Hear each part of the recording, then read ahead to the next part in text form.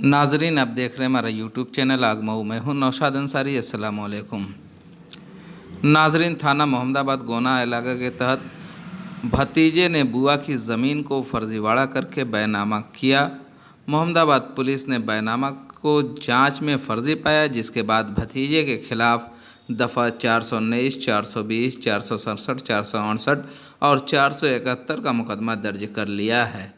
मौसूला खबरों के मुताबिक सुफियान वल्द नज़ीर साकिन सोहराबपुर तहसील व थाना मोहम्मदाबाद गोहना ज़िला मऊ, हाल मुकाम हसन हुसैन मंजिल कलेक्टर साहब की बाग के खिलाफ मोहम्मदाबाद की पुलिस ने मज़कूरा दफ़ात में मुकदमा दर्ज कर लिया है, लेकिन अभी तक सुफियान की गिरफ़्तारी अमल में नहीं आ सकी है, जिसको लेकर मुद्दई गिरफ़्तारी करने का मुतालबा कर रहे हैं।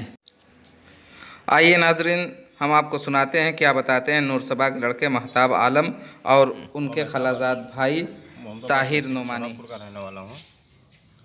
क्या है मामला? हमारी ज़मीन का है सर, और वो गलत तरीके से बेची जा रही है। कौन बेच रहा है और किसकी ज़मीन है? ज़मीन नूरसबा की है। मैं उनका बेटा हूँ। अच्छा, नूरसबा का बेटा। और मैं उनका बेटा हूँ जी।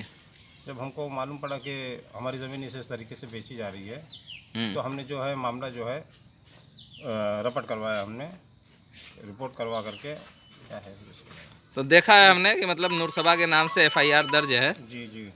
तो बताएं कि उसमें पैरवी आपने की है या ताहिर साहब ने की है? नहीं, पैरवी ताहिर साहब ने की है। ताहिर साहब हैं कौन? जी, ताहिर साहब यहाँ पे थे। कौन? ये कौन है आपके? ये हमारे भाई लगते हैं, खालाजाद। जी, तो ये ताहिर साहब ही बताएंगे। जी।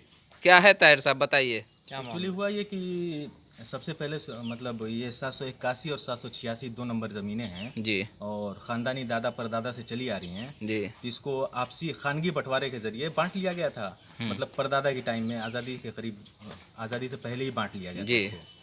तो इसमें एक है हमारे ख़ानदान का, हमारा चचाजाद भाई लगता है सुफियान वल्द नज़ीर। अच्छा। तो इसके हिस्से की जो ज़मीन थी, इसने सबसे पहले उसको जो है रजिस्ट्री कर दी 2016 में। जी। और उसको दो मतलब 781 नंबर पे इसको मिला था हिस्सा। दोनों ज़मीनों का हिस्सा जो है एक ही नंबर में मिल गया था। तो इसने सबसे पहले जो है उसको गलत नंबर दिखा करके, जैसे 781 की ज़मीन बेची और दिखा दिया नंबर 681। अच्छा। इसको बेच दिया। उसके बाद फिर एक और रजिस्ट्री अपने चाचा लोगों की ज़मीनों का कर दिया जी। अब उसके बाद हमारी खाला जो नूरसबा हैं, इनकी ज़मीन की चौहद्दी दिखा करके एक और 40 कड़ी की रजिस्ट्री कर दी है। अच्छा। तो हम इस सिलसिले में हम SP साहब के यहाँ गए थे जी। 3 अक्टूबर को उसने रजिस्ट्री की है और 17 अक्टूबर को हम SP साहब के यहाँ पहुँचे।